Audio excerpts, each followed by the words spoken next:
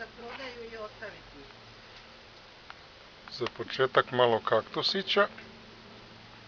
A sad da pogledate kako ruže nemaju pojma što je svibanj, a što je listopad. Pogledaj ovog pupoljka. A ovaj se još nije ni otvorio. Vidi ovo. Oni sa stolica, pa nek se stolice osuše pa ih unisu u kuću.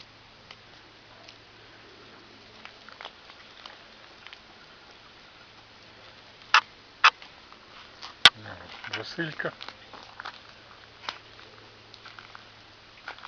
Malo drugog cvijeća. Malo limunića.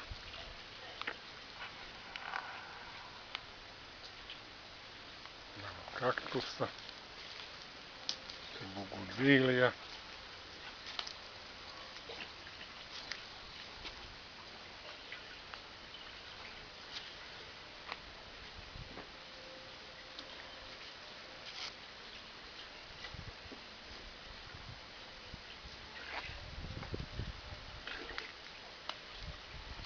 Ovako dobre nisu ni u svibnju. Ove ruže su, ova boja, ova mi je zakon ruža, gledaj. Koja? Ova, ta boja je. Lila. A i ova je dobra. To je ta ista stvari. 5 pupoljaka lijepih. Mirisnih.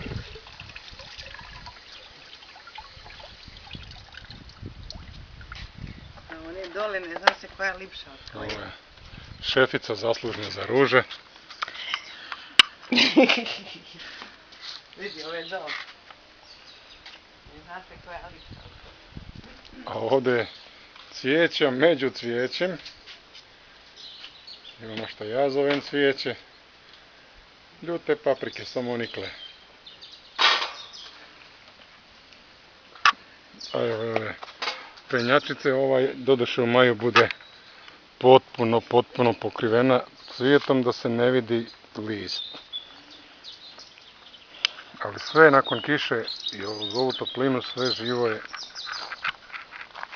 procvjetalo, prolistalo.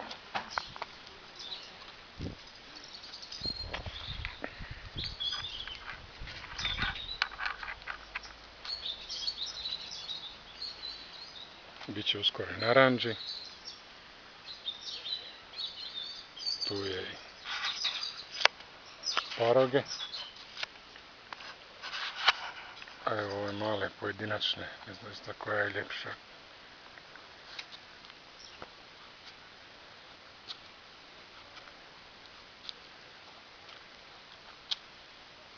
Onda malo rige salate.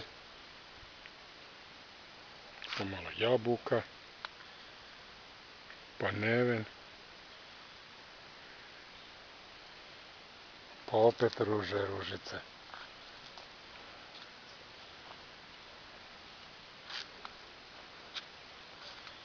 Ovo je prekrasno. A pupoljaka koliko ima.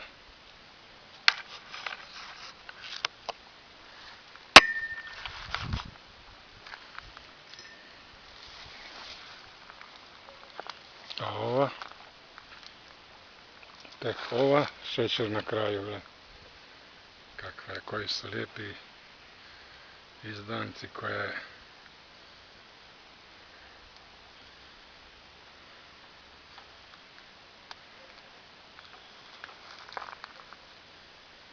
a usred svega dunja mirisna, čak se i slomila od roda. Eto, takva je jesen u Vrsima, ako niste znali. Prekrasna, plodna, rodna, mirisna. Pozdrav svima iz cvjetnih Vrsi.